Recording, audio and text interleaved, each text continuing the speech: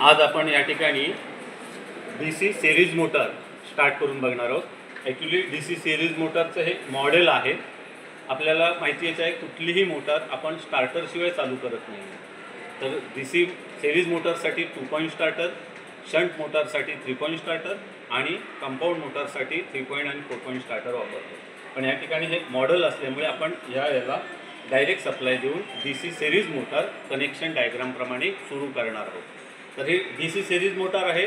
या DC series मोटरमध्ये आपल्याला माहितीच आहे आर्मेचर वाइंडिंग आणि सिरीज फील्ड वाइंडिंग असते। सिरीज फील्ड वाइंडिंग ही कमी वेटोळे म्हणजे कमी लांबीची आणि जास्त जाडीची असते।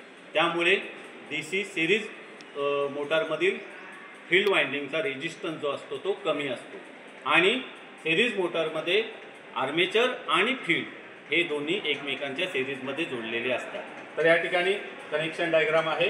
या कनेक्शन डायग्राम प्रमाणे आता हा आपलं कनेक्शन करणार आहे। प्रथम सुरुवातीला सप्लायची पॉझिटिव्ह वायर आर्मेचरच्या एका टोकाला जोडली जाईल।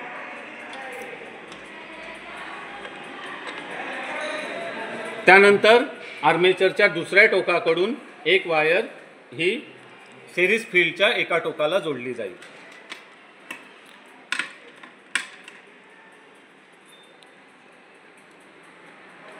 त्यानंतर सिरीज फील्डच्या दुसऱ्या टोकाकडून एक वायर ही सप्लायच्या निगेटिव्हला जोडली जाईल।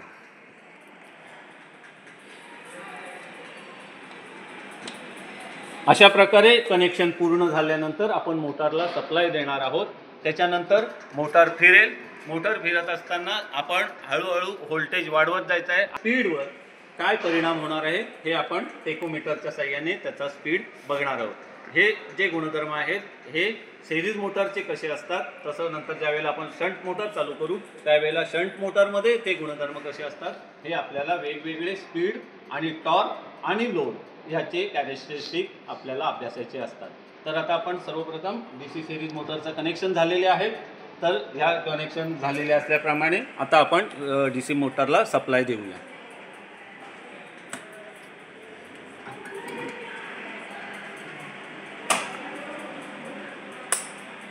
इथे 0 पासून आपण व्होल्टेज वाढवत जाणार आहोत। जसंही व्होल्टेज वाढवत जाऊ तसं मोटर हळूहळू स्पीड पकडत आहे। व्होल्टेज वाढवा।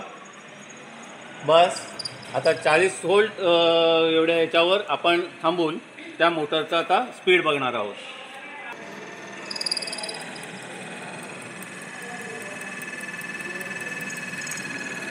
तर या ठिकाणी तो जो मोटरचा स्पीड आलेला आहे त्या मोटरच्या स्पीडचं म्हणजे व्होल्टेज आणि मोटरचा स्पीड याची नोंद घेऊया।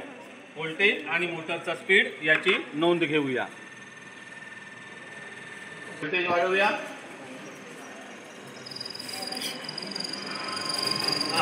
50 व्होल्ट एवढा व्होल्टेज वाढवलाय। जसं व्होल्टेज वाढतोय तसं त्याचा स्पीड वाढत चाललाय। आता आपण परत 50 व्होल्टवर याचा स्पीड काउंट करूया।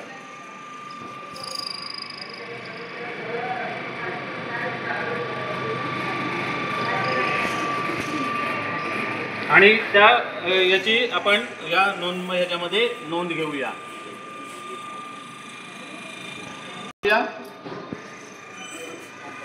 व्होल्टेज वाढवूया। बस व्होल्टेजची नोंद घेऊया आणि त्याचबरोबर स्पीडची नोंद घेऊया।